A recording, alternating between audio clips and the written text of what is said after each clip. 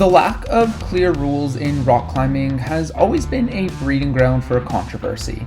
Sometimes this is worked out maturely, sometimes things get a little heated. Today, we're going to go over the most controversial routes in climbing history, which have led to arguments, climbers getting blacklisted, and even a Yosemite legend getting punched in the face. Hey guys, I'm Marcus, and these are the 3 routes that have generated the most controversy in the rock climbing world. Coming up first, and maybe the most infamous of all, is Akira. Established by Fred Ruling in 1995 and originally graded 9B, Akira was a black mark on climbing history for more than 2 decades. If it was true to grade, if it was really 515B, some of the most impressive ascents in climbing history, Action Direct, Biography, and Jumbo Love would have lost much of their historical significance. To appreciate why Akira was such a big deal, it's helpful to flash back to where climbing was at the turn of the century. In 1995, 9A was still a murky grade, and no one was certain if some routes like Action Direct or La Rambla really qualified. There was a race among climbing's absolute elite like Jerry Moffat, the Huber brothers, and Ben Moon to see who could get the first true 9A route, and it was a big deal. So you can imagine the reaction when an unknown Frenchman established a route in an obscure crag in Villeneuve, France, and graded it 9B. This would be like Hamish MacArthur coming out tomorrow telling us that he had put up the world's first 10A route. It was a massive claim, and the climbing community hit back with an equally massive response. They didn't just dismiss the route, they attacked the Ascensionist Ruling, saying he was a hole chipper, a cheat, a dirty climber, or that he simply used his alleged 6'6" build, Ruling is actually 5'8", to do moves that were impossible for normal humans. Now, the thing about Akira to me wasn't just that people questioned the grade. That was understandable considering how big of a leap it was and how small Ruling's own resume was.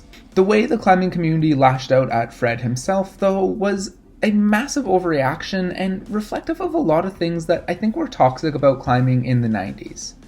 In the space of a few short weeks, Fred Ruling went from relatively unknown to one of the most infamous climbers ever. The accusations piled on thick. Ruling was a fraud who was just looking for sponsorships, Ruling couldn't climb a 7A boulder, Ruling had glued the holds on Akira so it could never be repeated. Almost no one on the climbing scene believed him, and he was blacklisted by many of the best climbers in the world. Amongst all of this though, none of the climbers who were so dismissive of the route actually went to repeat Akira. That's what's always been a bit ridiculous about the Akira scandal to me. Like, the route was there. Danny Andrada and Gilbert Trudeau apparently linked several sections on it, but they never actually did the second ascent, although that didn't stop Andrada from criticizing Ruling. The concerns about its grade could have been solved so easily, but it took until 2020 for Sébastien Bouin to repeat the route and put an end to the controversy. When he did, he downgraded Akira from 9B to 9A. This seems in line with what most people would have thought, but there are some caveats that I think need to be mentioned. First, roof climbing technique and shoe technology have come a long way since 1995, which may have made the route easier than Ruling would have found it. Additionally, there are rumors that the opening sequences have been chipped by many other climbers, making them, and thus the entire route, easier. So, while I've obviously never climbed it, and I think Bouin's judgment is true to grade, Ruling's claim that Akira was one of the hardest routes in the world when it was put up probably isn't as ridiculous as it was made out to be. This month, we are giving away a Flash Drifter Crash Pad. All you have to do to enter is number 1, like this video, 2, comment anything below with the hashtag FlashedCrashPad giveaway, and 3, make sure you're subscribed to Climbers Crag YouTube channel. Up next is Caldwell Balam. Eerily similar to Akira, Caldwell Balam was put up in 2003 by Barnaby Fernandez and graded as a 9B+. Again, this was a massive leap above the hardest route at the time, which was Sharma's Biography 9A+. And again, the climbing community lashed out against Fernandez when he first announced the grade. The consensus on the climbing scene was simple. Either the route wasn't 9B+, or Fernandez hadn't climbed it. This controversy was made worse because Fernandez refused to name his belayer or speak to the media about the route. He had been photographed working sequences on Caldwell Balam, but there was no actual evidence of him red pointing it. This was obviously a bad look. Additionally, Danny Andrada went to check out the route and said that he saw very little evidence of chalk or rubber on it, and it looked like it hadn't been climbed on a lot. This obviously raised some questions. If Fernandez had worked the route for a long time, why wasn't the rock more scuffed? If he hadn't worked it for a long time, how could he possibly call it 9B+? Fernandez was unmoved. He said he was under no requirement to give evidence of his ascent.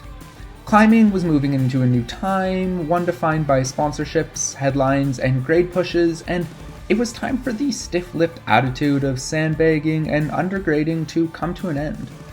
If anyone doubted how hard Balam was, they were free to go out and try the route for themselves. It would take until 2011 for Adam Ondra to come along and repeat it. After 3 days of effort, Ondra gave the route a soft 9B rating, saying that he didn't think it was 9A+, but that he'd done harder 9Bs before. Other climbers have since repeated it with mixed feedback, and the consensus now seems to be that it's 9A+/9B. What I think got lost in all the controversy over Balam is just how beautiful of a climb it is. 80 meters and 22 bolts long, consisting of more than 200 intricate moves, it's a stunning, powerful, endurance-based line that was absolutely cutting edge for its time, whether or not it was actually 9B+. Full of underclings, knee bars, and difficult sequences, it was easily one of the hardest routes in the world when it was put up, and Danny Andrada, who returned years later for the ascent, has come out and said that it is, to him, one of the most beautiful climbs in the world. Finally, there's the Arch Rock project. Now, this climb doesn't have the same historical controversy as the other two, but it was a big deal at the time. To understand why, you first need to understand what yo-yoing is. Now, I don't mean this, I mean yo-yoing a route. The process of climbing as high as you can without any takes, lowering to the ground as soon as you fall, and repeating the entire climb ground up until you can make it to the top. In the 70s, before Europeans popularized the red point, yo-yoing was the accepted strategy to send a climb. Hangdogging, the act of resting on your rope while you practiced a sequence, was considered a massive breach of protocol. This rule was part of a strict ethical code that was upheld by some of the best climbers ever, namely John Backer and Ron Kalk. Along with not hangdogging, another important point was that bolts should be used incredibly sparingly and only placed on lead. In the 80s, this view began to get some pressure from outside forces. American climbers, for the first time in nearly 20 years, had suddenly fallen behind on the international scene as European crushers like Wolfgang Gulich and Jerry Moffat set new standards and pushed impossible grades like 514, using techniques such as rappel bolting and hangdogging. Soon, these techniques made their way to America, popularized mostly by Alan Watts at Smith Rock.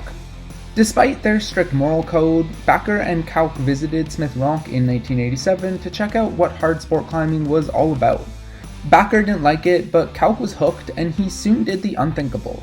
He brought the ethics of rappel bolting and hangdogging to the walls of Yosemite Valley, where he bolted a project on Arch Rock. Now, this doesn't sound like a big deal, but it caused quite a bit of backlash. For years, Yosemite had been a stronghold of the old climbing ethic.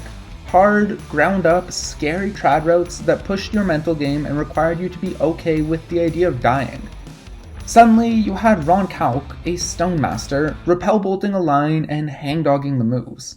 No one had done that type of stuff in the valley for nearly 20 years. It was almost unthinkable to a lot of climbers. On the other hand, you had a separate faction who found the entire controversy somewhat ridiculous. They didn't care about hangdogging or how the bolts had been placed, they just wanted to climb hard. John Backer was having none of this, and he chopped the bolts on Kalk's Arch Rock project. Kalk and his climbing partner, Mark Chapman, confronted Backer about it in the Camp 4 parking lot. Chapman warned Backer, "If you ever chop my bolts again, I'll hit you." Backer responded that there was no point in waiting, and there, Mark Chapman punched John Backer in the neck. The drama didn't stop there, even when both Chapman and Backer apologized. More bolted lines were put up in Yosemite. Some of them were chopped, some had the bolts flattened, and others survived.